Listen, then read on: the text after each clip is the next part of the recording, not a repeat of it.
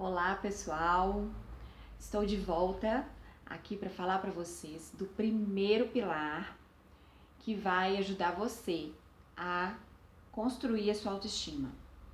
Então, o primeiro pilar é viver conscientemente. Então, hoje nesse vídeo nós vamos falar sobre o que você precisa fazer para poder viver conscientemente. E eu vou deixar para fazer o exercício separado para não ficar muito grande, ok? Bom, então, o que é viver conscientemente? Bom, já o nome já diz, né? Mas se a gente for pensar numa definição, é eu estar ciente, ter consciência, me apropriar de tudo aquilo que eu sei, eu conheço, os meus objetivos de vida, o que é a vida para mim, saber sobre a minha família, né? Perceber o que é que eu faço que é parecido com alguém da minha família que já fez. Enfim, você, no máximo da sua capacidade, né? Ter a condição de viver no momento presente, consciente, ciente de tudo aquilo que está ao seu redor, de quem você é, do porquê você faz o que você faz, da forma como você age, enfim, isso é viver conscientemente, ok? Por que isso é importante? Porque afinal de contas, como que você vai ter uma autoestima se você não assume as rédeas da sua vida, né? Se você está sempre negando a realidade, você não olha para os problemas que existem, você culpa sempre os outros externamente, nunca assume a sua responsabilidade sobre isso, dificilmente você vai conseguir construir uma autoestima e manter uma autoestima se você simplesmente não for o dono da sua vida. E aí, para isso, você precisa estar consciente de quem você é, do que você quer, do que você gosta, do que você pretende fazer e da vida que você leva, né? Então, basicamente isso. Eu queria trazer alguns exemplos que tem aqui nesse livro, que eu acho muito legal, e dá pra gente visualizar, né? Porque eu posso ficar aqui explicando mil coisas sobre viver conscientemente, mas eu acho que o exemplo, ele ilustra bem. Então, acho que vai ficar bem notório o que é quando uma pessoa vive conscientemente e quando ela não vive em diversas situações, ok? Então, vamos lá. Então, o primeiro exemplo. Quando John foi contratado para um novo emprego, fez tudo o que podia para dominar o que era exigido dele e ficou procurando meios de realizar suas tarefas com mais eficiência. Além disso, procurou entender o contexto mais amplo em que se enquadrava seu trabalho, para poder ascender profissionalmente e não ficar indefinidamente no nível em que começara. Sua vontade básica era aprender e daí crescer em confiança, produtividade e competência. Este é um exemplo. O outro exemplo. Quando Jim foi contratado pela mesma empresa que contratara John, imaginou que se memorizasse a rotina das tarefas que lhe foram designadas e não atraísse atenções negativas, poderia sentir-se em segurança. Os desafios não o atraíam, pois acarretavam riscos e exigiam que pensasse. Ele operava no mínimo de atenção necessário para repetir os movimentos que lhe haviam sido ensinados, não contribuindo com nada original. Seu olhar raramente se desviava de seu posto de trabalho, a não ser com o propósito de interagir com os colegas ou sonhar acordado. Não sentia curiosidade pelo trabalho. Por que deveria? O emprego estava ali. Mantinha um pequeno relógio na sua frente para saber exatamente quando eram 17 horas, hora de ir para casa. Quando seu supervisor lhe chamava a atenção pelos erros que cometera, arranjava uma desculpa e no íntimo ficava furioso. Porém, quando John foi promovido e Jim não, ele sentiu-se desconcertado e ressentido. Então temos duas situações, do John, do primeiro exemplo, e do Jim. qual você acha que é aquele que vive com mais consciência?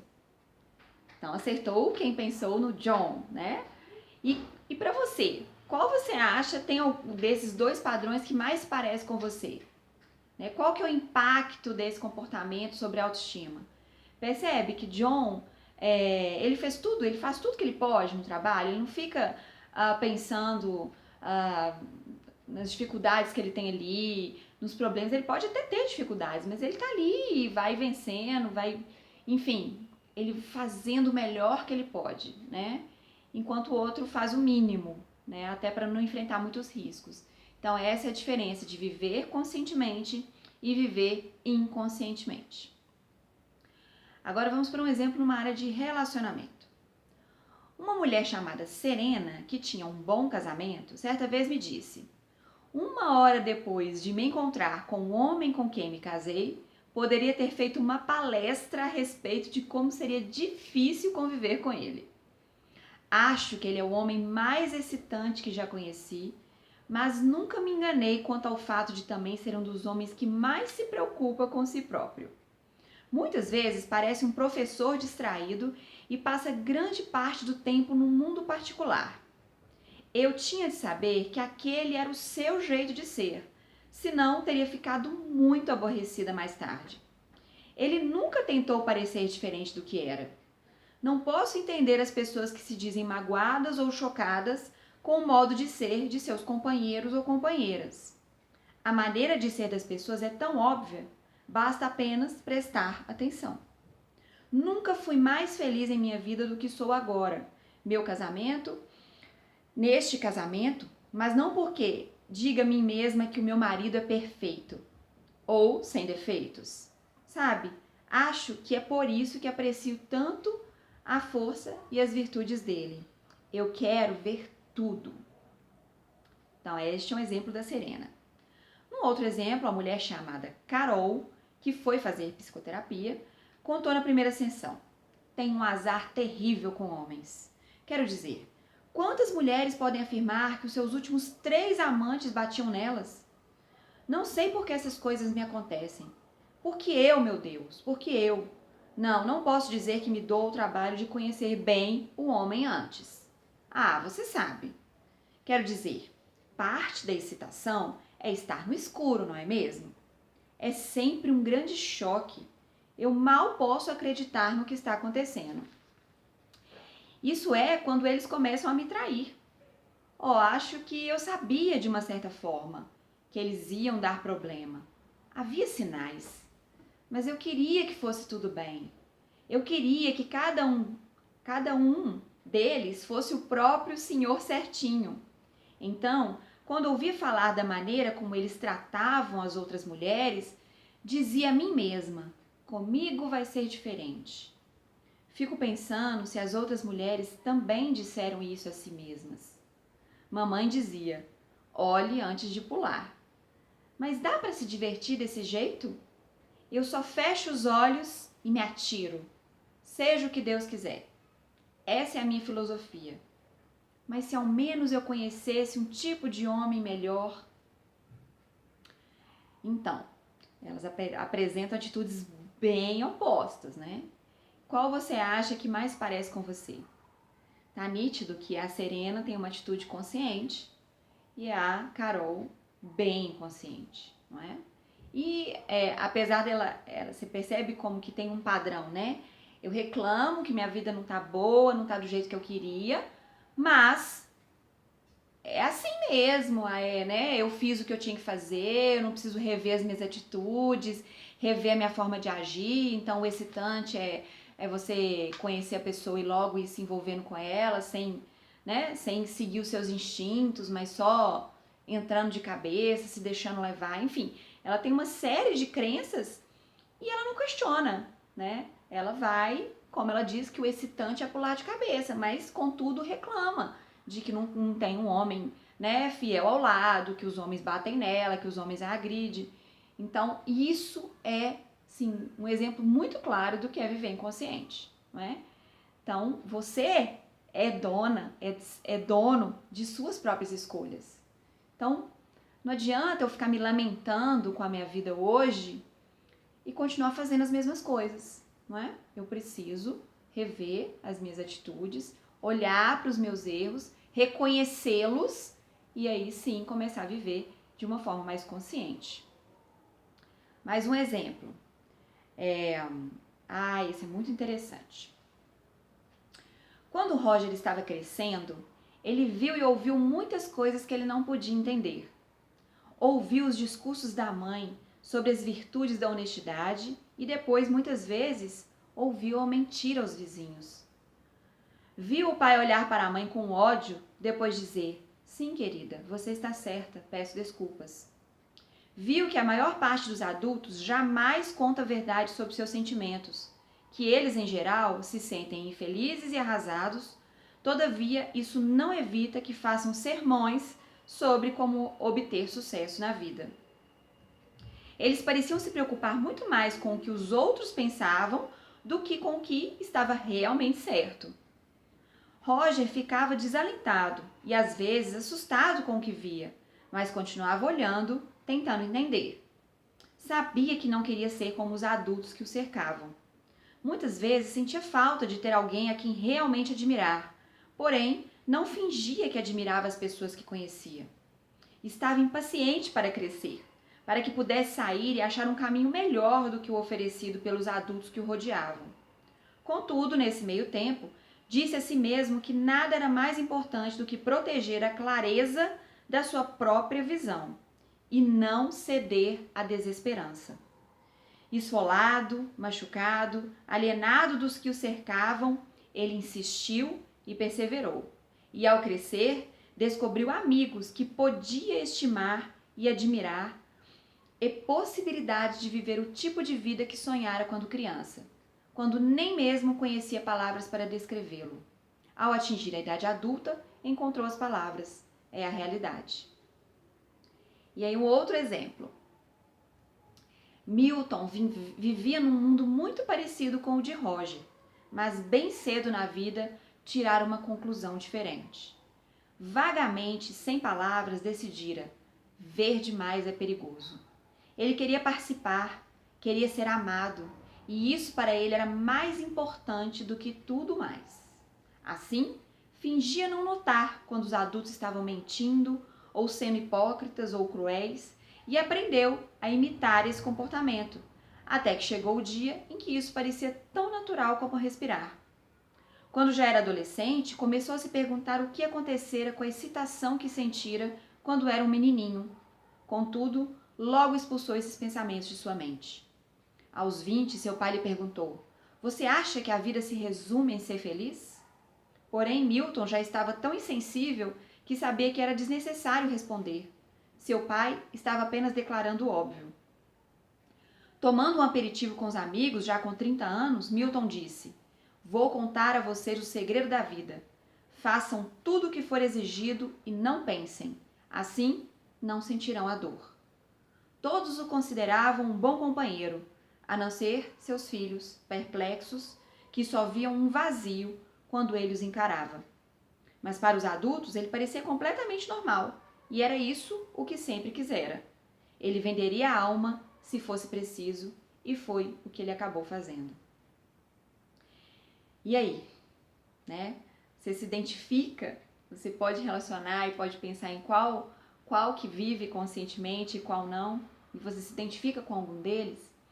E aí algumas pessoas vão questionar: "Poxa, mas agora a gente tem que ser consciente até quando criança?"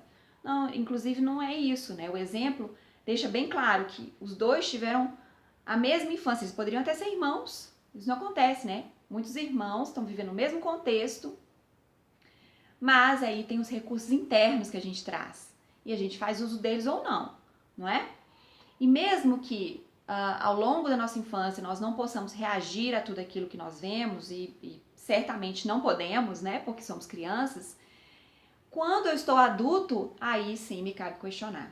E essa é a grande questão, né? E não eu fechar os olhos para, a minha vida é assim, foi assim que eu aprendi, então não tem jeito, é assim que eu tenho que viver, né? E esse está mais próximo do segundo exemplo, do Milton. Já o Roger, que já questionava desde criança. E a gente sente, mesmo quando criança, a gente sente que tem alguma coisa ali que não tá legal, que não é isso. Mas a gente pode ceder aos impulsos mesmo, até por, às vezes não tem a força suficiente para se lançar e viver fora daquilo, e até porque a autoestima influencia também, não é? Então, o Roger deu conta de quando adulto ele falar, não, eu vou fazer escolhas diferentes, eu não quero viver aquelas mentiras que eu vi quando eu era criança, não é aquilo que eu quero pra mim. Então, provavelmente, se a gente fosse pensar mesmo num exemplo desse, assim, esses exemplos eu acredito que são reais, mas, né, aqui no meu consultório, provavelmente essa pessoa falaria, mas tem momentos que eu me vejo pensando nisso ou fazendo tal atitude, e isso não tem problema, assim, né? Não é que a gente nunca vai errar, que a gente não viver conscientemente, não é isso. Não é a gente viver perfeitamente e ser perfeito em tudo. Não, é a gente ter a consciência do que está nos movendo. Então, de eu ter uma atitude e logo pensar por quê? Eu sei por que eu tive aquela atitude, eu sei por que eu agi daquela forma. Eu consigo associar, puxa vida, olha só como é que eu tô sendo influenciado por tudo aquilo que eu aprendi na minha infância e tô agindo desse jeito, mas tudo bem, eu vou mudar, eu vou conseguir. É diferente de eu só ir agindo e nunca questionar, né? Se meus pais fizeram isso é porque então estava certo. E muitas vezes a necessidade de aprovação, de pertencimento, ela pode falar mais alto. E é aí que eu não questiono nada mesmo. E aí eu pago o preço de viver inconscientemente, não é? Deixa eu ver se tem mais algum exemplo legal aqui pra gente falar. Esse aqui é interessante. E é curtinho. Karen era cientista, uma pesquisadora no campo da bioquímica. Ela escrevera diversas teses muito bem aceitas, nas quais desenvolvera uma teoria que estava ganhando muitos adeptos entre seus colegas. Então, leu numa desconhecida publicação australiana a respeito de algumas descobertas experimentais que, se constatadas, invalidariam completamente sua teoria. Ela redobrou seus esforços e descobriu que realmente sua teoria estava errada. Assim, ela publicou um ensaio anunciando o fato. Quando um colega mais cínico perguntou-lhe por que ela optara por abalar sua carreira com base nas indicações de uma publicação da qual ninguém ouvira falar, ela apenas olhou para ele sem compreender, o que só serviu para enfurecê-lo. Bom, eu estou interessada na verdade, disse ela. E o que é a verdade? Ela perguntou para o colega, que encolheu os ombros, não é? Viver Então, o colega, né, que perguntou para ela, bom, você vai fazer isso, mas você poderia omitir isso, né? Então, o colega vive de forma inconsciente, né? E ela está vivendo de forma conscientemente. Aí até fala que, nesse caso, seria viver inconscientemente, seria compartilhar a mentalidade desse colega da história, não é? Não importando a profissão, a verdade, ela publicar o que ela acreditava, mesmo sabendo que aquilo já tinha sido refutado por uma outra teoria, não é? E isso diz muito da nossa coerência. Não adianta a gente querer, a gente precisa ter coerência para viver de forma consciente. E tem que ter uma coragem para isso, porque eu preciso assumir meus erros, mesmo que eu perca algo com isso, né? Mas isso é ter congruência. Porque senão a gente fica sempre cobrando do outro, né? A honestidade, mas por que não temos pessoas mais honestas e a corrupção e blá blá blá? Mas eu não olho para as minhas pequenas mentiras do dia a dia, né? Para as pequenas coisas que eu faço que eu não estou sendo coerente com aquilo que eu acredito. Mas que é só hoje, ou é só daquela vez, ou tá tudo bem, é só um pouquinho. Tem gente que faz mais do que eu. Essa é uma desculpa péssima, então, porque tem pessoas que são inconscientes, isso te dá o direito de também ser, mas e a sua própria, e a sua vida? Como que você quer vivê-la, né? E aí, gente, tem vários outros exemplos muito legais, mas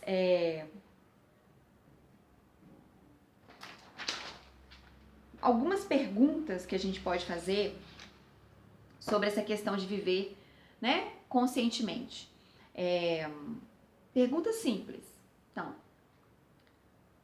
se pergunte: eu sei o que eu estou sentindo em um determinado momento? Eu reconheço os impulsos dos quais brotam as minhas ações? Eu percebo se meus sentimentos e minhas ações são congruentes? Então eu ajo de acordo com o que eu estou sentindo? Ou eu estou mascarando um ou outro, né? Sei quais necessidades ou desejos eu estou procurando satisfazer? Então, às vezes eu quero alguma coisa, mas eu sei o motivo disso, né? O que me move em direção a satisfazer aquela necessidade? É o status? É manter uma imagem, não é? Sei o que realmente quero num contato particular com outra pessoa?